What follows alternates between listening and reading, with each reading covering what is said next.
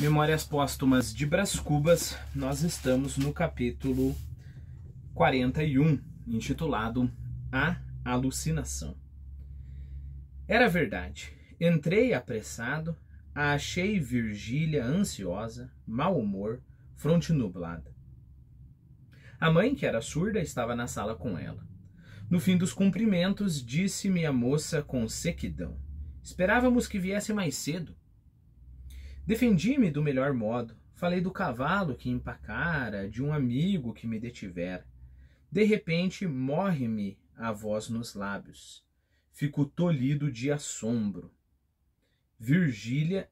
Seria Virgília aquela moça? Fitei-a muito, e a sensação foi tão penosa que recuei um passo e desviei a vista. Tornei a olhá-la. As bexigas tinham-lhe comido o rosto. A pele, ainda na véspera, tão fina, rosada e pura, aparecia-me agora amarela, estigmada pelo mesmo flagelo que devastara o rosto da espanhola. Os olhos, que eram travessos, fizeram-se murchos. Tinha o lábio triste e a atitude cansada. Olhei-a bem, peguei-lhe na mão e chamei-a brandamente a mim. Não me enganava, eram as bexigas.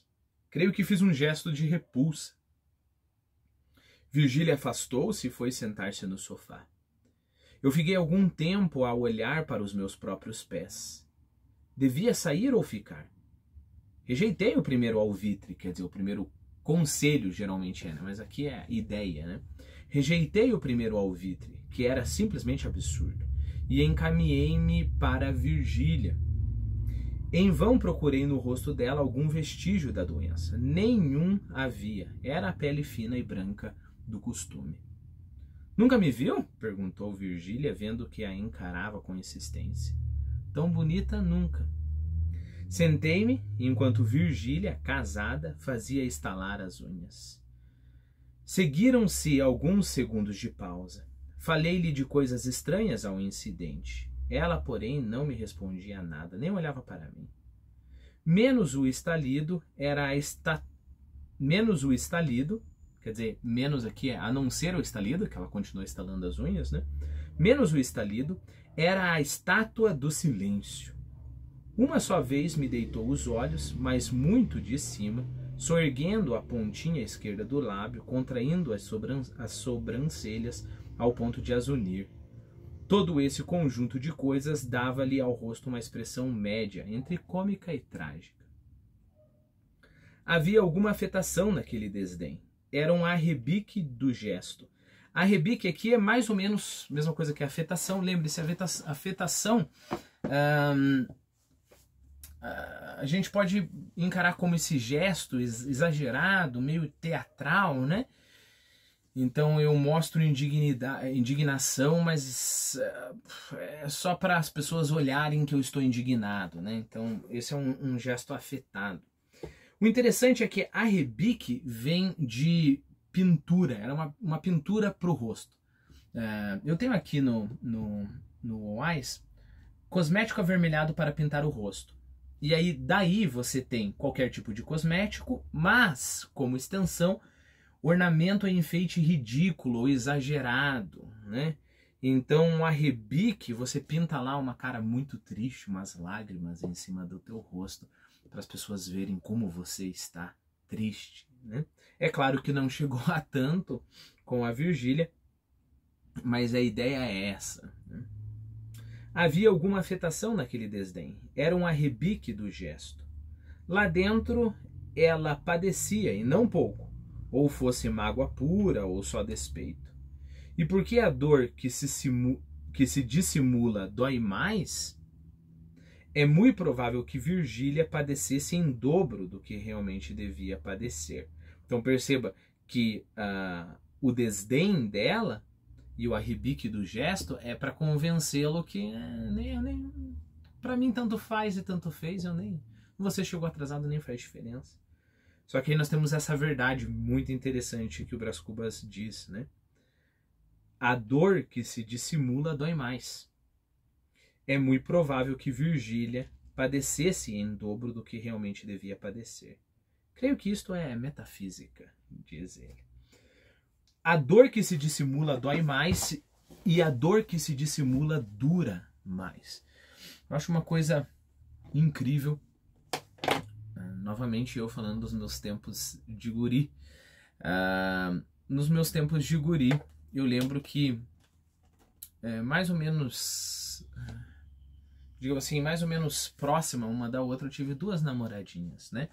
A primeira namoradinha era uma dessas que, como eu, naquela época, era extremamente orgulhoso, extremamente orgulhoso. E por causa disso, né, um machucava o outro, um fazia todo esse joguinho de gato e rato, e justamente pela mágoa que um causava no outro, o relacionamento ia se prolongando. Não só pela mágoa, é claro, estou simplificando a história, né? Se fosse Machado de Assis escrevendo a minha história, ele mostraria que não era só isso, não. Mas é a parte que me interessa do relacionamento, né? Essa primeira menina, ela nunca queria admitir, por exemplo, se eu cancelasse um dos nossos encontros, ela nunca queria admitir que ela sentiria qualquer sentimento forte, né? Ela como aconteceu de eu fazer, ela simplesmente me respondia, tá bom, não tem problema, né? E perceba, a dor que se dissimula dói mais. E logo, alguns meses depois, eu tive esse relacionamento com essa segunda pequena. E uma coisa incrível que eu achava nela, que para mim parecia uma coisa fora desse mundo, é que ela simplesmente admitia os sentimentos, né? Então, ela falava algo como: claro que eu fiquei magoada de você ter cancelado. Eu queria ficar com você, mas você teve outras coisas. O que eu posso fazer? Ela não mentia para ela mesma os sentimentos que ela tinha, né? É claro, eu não sei o que aconteceu com a vida dela depois que a gente terminou, mas eu sempre tive essa sensação muito clara para mim que ela era saudável. Talvez saudável demais para alguém como eu, que estava acostumado naqueles relacionamentos de esconde, de dissimulação, né? Ela era saudável demais. Nesse sentido, eu proponho esse exercício para você. A próxima vez que você estiver numa situação em que seria melhor você esconder os seus sentimentos, que tal revelá-los? A liberdade é tremenda.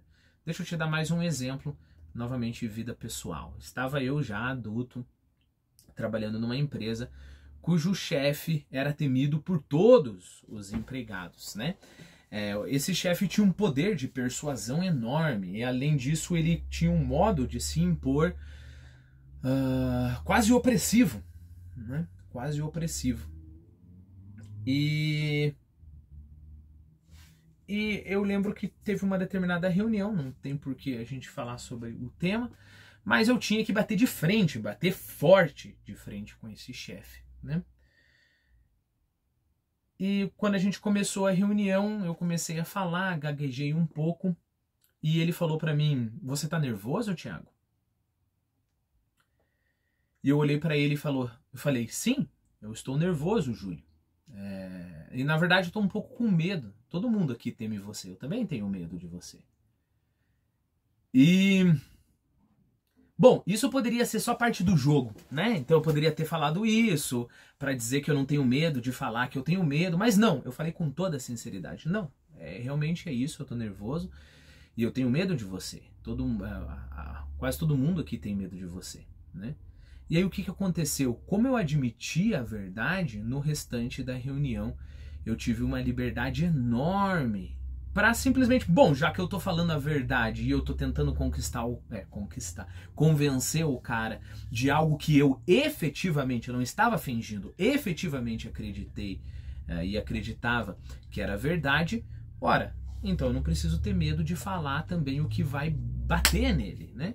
E assim eu fiz por toda a reunião. Duas coisas aconteceram. Primeira, o sentimento de liberdade que aquela primeira confissão me causou foi uma coisa fora de anormal, né? Então finalmente eu estava livre, eu poderia falar o que eu quisesse ali na frente, porque o mais difícil eu já tinha falado: tenho medo de você. E segundo, os meus argumentos foram tão contundentes que ele teve que aceitar no final da história, né? Então eu convido você a fazer esse tipo de experiência, né? Em qualquer situação. Que tal não esconder aquela verdade que pode te prejudicar, né? Coloca a verdade assim, joga a verdade e vamos ver o que a verdade traz para você. Às vezes a verdade traz muita coisa boa.